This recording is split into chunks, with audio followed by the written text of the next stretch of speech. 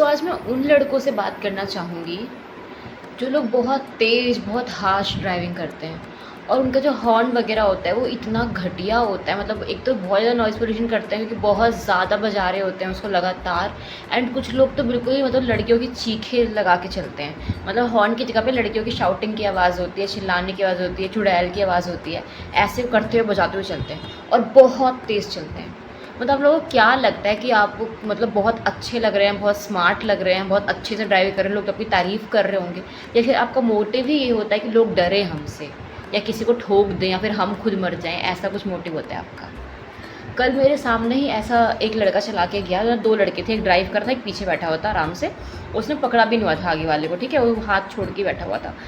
And वो लोग इतना तेज़ स्पीड में चला के गए हैं और लगातार हॉर्न बजा रहे थे, ज़रूरत भी नहीं थी उसकी। और आगे जस्ट आगे ट्रैफिक लगा था बहुत ज़्यादा, जहाँ से मैं भी बहुत मुश्किल से निकल के आई थी। और जितने भी लोग मेरे आसपास थे ना, और जब वो लोग गए हैं तो सारे मरेगा एक दिन, टूटेगा हाथ पैर, मर जाएगा।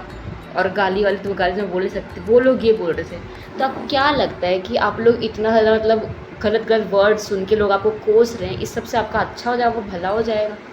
पहले तो एनवायरनमेंट को इतना नुकसान कर रहे हैं, दूसरा जो आसपास वाले लोग हैं वो कितना ज़्यादा डर जाते हैं, फिर किसी को आप ठोक ही दें। क्योंकि एक स्टेज पे ना लोगों का दिमाग काम करना बंद कर देते हैं। कभी आप अचानक से उनके सामने आ गए, कई बार लोग परेशान हो जाते हैं, उनको समझ नहीं आता कहाँ जाऊँ मैं, कहाँ भागूँ मैं, और वो लोग उसी जगह पे खड़े रह जाते हैं कई बार, और इसलिए भी लोगों का एक्सीडेंट हो जाता है। कुत्ते, मतलब मेरे सामने कुत्ते थे, कुत्ते मतलब डॉग्स थे, वो लोग भी डर गए थे। वो लोग सो रखे थे, बैठे तो सारे उठ के खड़े हो गए। और आपको ये नहीं लगता कि लोगों के घर में छोटे-छोटे बच्चे होते हैं, कई न्यूबॉर्न बेबीज़ होते हैं, कई 1-2 साल के होते हैं, कई बुज़ुर्ग होते हैं, उन लोगों पे कितना गलत असर पड़ता होगा इसका? कई लोग हार्ट पेशेंट होते हैं। इतनी घटिया, मतलब इतना घटिया हॉर्न लेके चलते हैं, इतनी हार्श ड्राइविंग करते हैं, लगातार बजा रहे होते हैं। उन छोटे बच्चों के कानों में क्या होता होगा और हार्ट पे क्या असर पड़ता होगा? जो बुज़ुर्ग हैं उनके साथ क्या होता होगा? मतलब कई लोग तो मुझे लगता है कि मर जाते होंगे ऐसे साउंड सुन के। जो लोग नीचे रहते होंगे, खिड़की के पास अपने घर में बैठे हुए हैं, फिर जब बाहर बैठे हुए हैं और जो बहुत क्रिटिकल सिचुएशन है, उनका क्या हाल होता होगा? शर्म आती है थोड़ी सी भी आप लोगों को, जो ये लोग ऐसे ड्राइविंग करते हैं? मतलब भाई, खुद की जान की परवाह नहीं है आपको, थोड़ी सी परवाह कर लो। अपने आप घर जाओगे, घर पे आपकी फैमिली है, उनको तो पता भी नहीं होगा कि मेरा बच्चा बाहर जाके ऐसे ड्राइविंग कर रहा है। मेरे खुद के घर में भी है ऐसे एक आध लोग जो चलाते हैं ऐसे, उनको भी कितना समझाएं हम। काश मेरी ये वीडियो देख के समझ लें। मेरे मामा जी थे, वो आगे बैठे हुए थे, और मतलब ट्रक वाला था जो थोड़ा हार्श ड्राइविंग कर रहा था, मेरे मामा बैक सीट पे बैठे हुए थे, बाइक पे जा रहे थे अपने कलीग के साथ, और उनका इतना गंदा एक्सीडेंट हुआ। उस कलीग को तो कुछ नहीं हुआ, पर मेरे मामा जी पीछे बैठे थे ना, पीछे, वो पलट के आगे चले गए, उनसे ट्रक पे उनकी टक्कर हो गई, और फिर उनका पूरा पैर, एक अपना पूरे पैर का उनका ऑपरेशन हुआ है, उनके पैर में स्टिक लगी हुई है, और वो अभी तक ठीक से नहीं चल पाते हैं। और इस बात को 8-9 साल हो चुके हैं। मतलब आपको शर्म है कि आपके साथ भी ऐसा हादसा हो सकता है? पीछे जो बैठा था उसके साथ ही होता है ये गलत चीज़, जिसके साथ ही ये होता है, और उसको ही ज़्यादा लगती है क्योंकि आगे वाले ने हैंडल पकड़ रखा, तो चाहे तो बाइक के साथ गिरेगा, लेकिन जो पीछे वाला था वो उछल जाता है पूरा। इस वजह से मेरे मामा को भी लगी थी, और मेरे फूफा जी हैं उनको भी एक्सीडेंट हुआ था, और उनके साथ तो बहुत बुरा हुआ। मतलब ठीक है, वो सेफ़ है। हम तो ये चाहते हैं कि इंसान की लाइफ बच जाए। मतलब वो अपने बॉस के साथ थे बाइक पे, एंड उनकी जो बाइक थी वो थोड़ी अजीब वाली बाइक थी, जो जिसकी सीट बैक साइड बहुत ज़्यादा उठी हुई होती है ना, वो वाली सीट थी उनकी।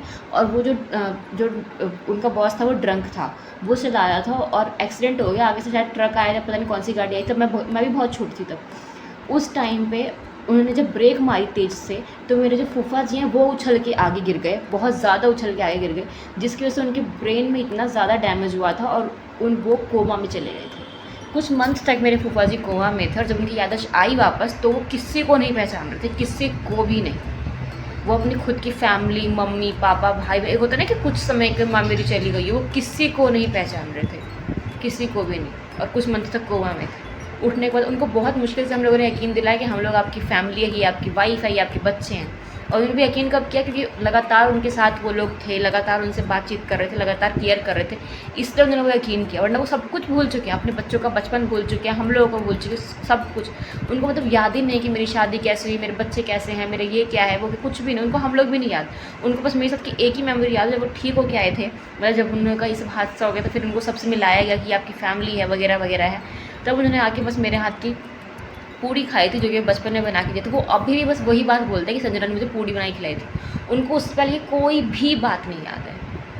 तो थोड़ी सी शर्म कर लो यार, थोड़ा ढंग से चला लो गाड़ी, क्योंकि ना, और जब बैक सीट पे बैठते हैं थोड़ा सा अपने आगे वाले को आप लोग बोलो, क्योंकि हो सकता है कि वो बचे, लेकिन बैक सीट वाला नहीं बचता है भाई, नहीं बचता है। मेरे खुद के घर में 2 इंसिडेंट हुए हैं, आगे वाला कुछ भी नहीं हुआ, पीछे वाले को हो गया लाइफ टाइम का डैमेज। फूफा जी को कुछ भी नहीं याद है बचपन का, उनके बच्चों से रिलेटेड कुछ भी नहीं याद, वो भूल गए हमेशा के लिए। मेरे मामा जी आज तक ढंग से नहीं चल पाते, हमको दोबारा से वो जो स्टिक है, वो लोहे की स्टिक जो डालते हैं अंदर, लोहे की जो भी स्टिक डालते हैं अंदर, वो निकालने के लिए उनको दोबारा से ऑपरेशन करवाना पड़ेगा। वो निकलवा नहीं रहे हैं कि अभी मैं अगर बैठ गया 3-4 महीने और, क्योंकि उसको निकलने के बाद भी ऑपरेशन ही होगा ना, फिर उनको फिर मतलब इनकम कहाँ से आएगी, पैसे कहाँ से पाएंगे, ये हो जाएगा, कैसे जाएंगे ड्यूटी पे। थोड़ी सी शर्म कर लो, थोड़ा ढंग से चलाओ यार, क्यों नॉइज़ पोल्यूशन करते हो फालतू में। और अपने बारे में भी सोच लो, अपनी फैमिली के बारे में सोच लो, फ्यूचर के बारे में अपना सोच लो, क्योंकि एक चीज़ से पूरा फ्यूचर बर्बाद हो जाएगा आप लोगों का। सो प्लीज़ ध्यान रखो और ढंग से चला लो गाड़ी थोड़ी सी।